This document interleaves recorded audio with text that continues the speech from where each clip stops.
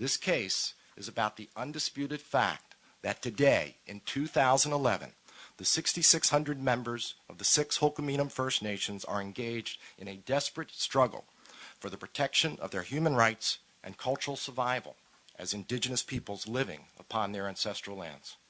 Their territory, their special relationship to their lands, their culture, and their way of life is being rapidly destroyed by the clear-cutting, deforestation, and real estate development activity of 3 powerful and politically well-connected forestry corporations: Timber West Forest Corporation, Hancock Timber Resources Group, and Island Timberlands, which I'll be referring to as the Big Three in this hearing. This map, prepared for the purposes of this hearing, which is also included in our presentation summary as Exhibit 1,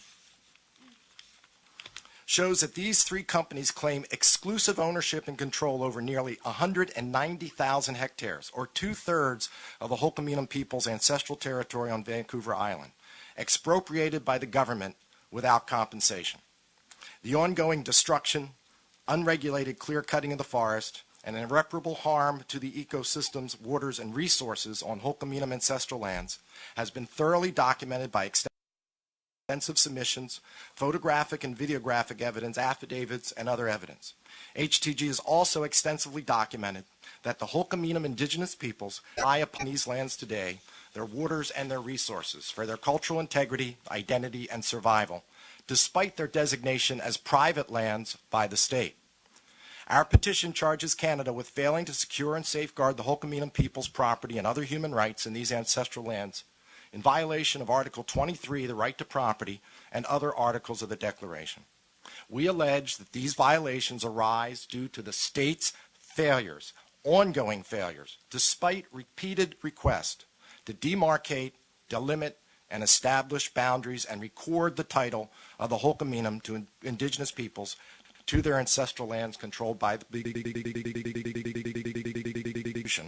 as required by the jurisprudence of this Commission for the plundering and confiscation of the Hulquminum ancestral lands. Canada is also charged with failing to engage in any effective consultations with the Hulquminum or to obtain their prior consent as required by the jurisprudence of this Commission regarding the wanton and unregulated destruction of their lands, forest, and waters by the Big Three corporations. Canada also refuses to discuss benefit sharing with the Hulquminum for the value of the timber and other resources taken from so-called private lands. We have asked Hulquminum elder and medicine person Hul'qumi'num to give testimony on the destruction and irreparable harms caused by the clear-cutting and real estate development activities presently occurring on Hulquminum ancestral lands controlled by those 3 corporations, and the effects of these activities on Hulquminum's spiritual, cultural, and subsistence practices conducted on their ancestral lands. I'll turn the microphone over to Hul'qumi'num.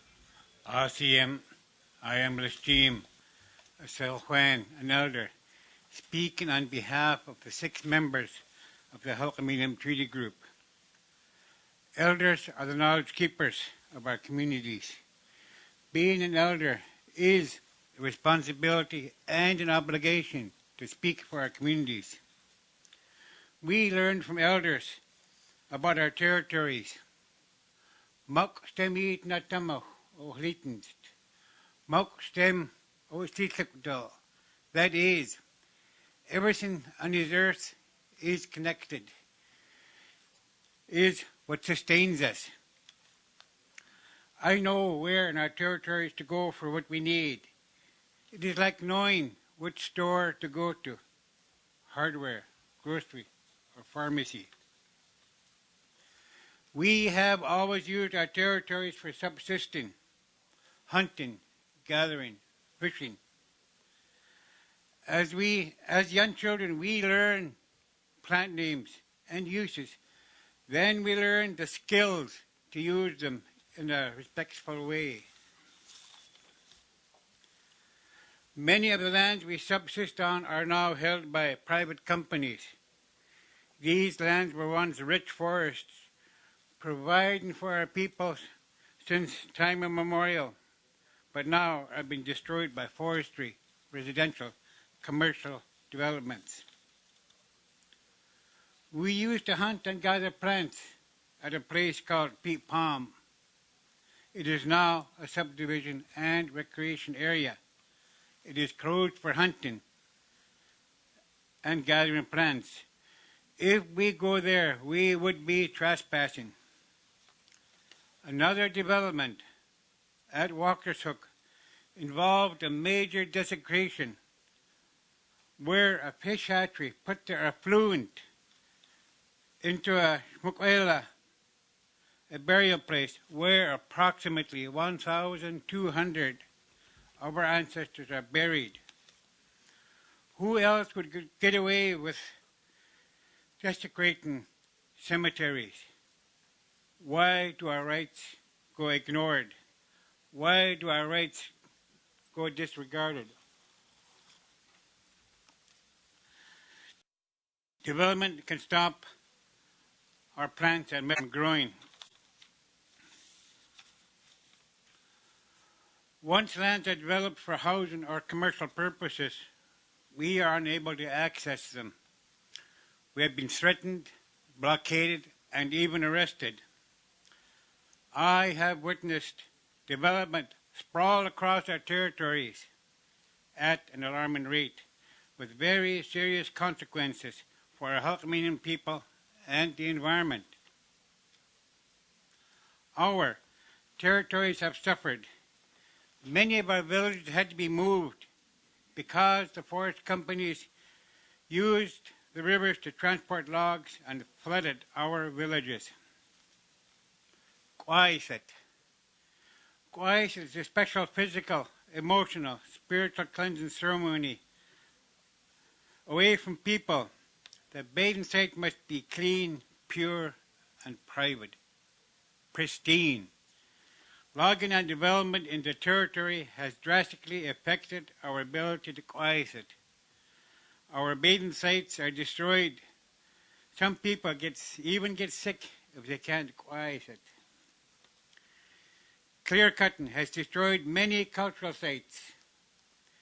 Historically, it would take forest companies several months to clear cut areas that now can be harvested in a few days. Our forests are not given enough time to mature fully, as you can see in that picture. I can see the trees being cut early.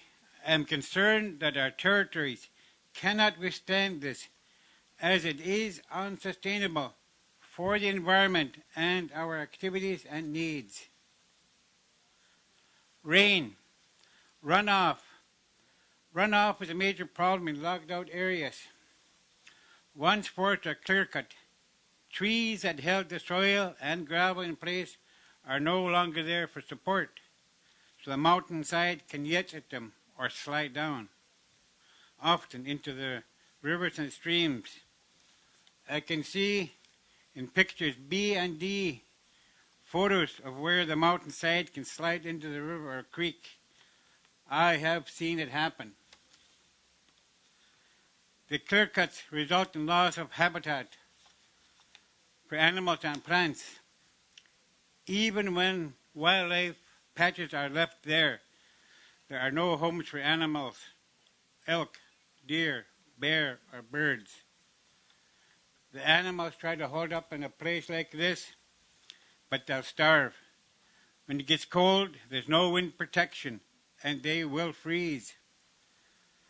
I have gone to places like this, and I have seen many animal carcasses there. Picture E shows clear-cutting practices that destroy animal habitat. So little patches there where animals try to hold up. They starve and freeze in there.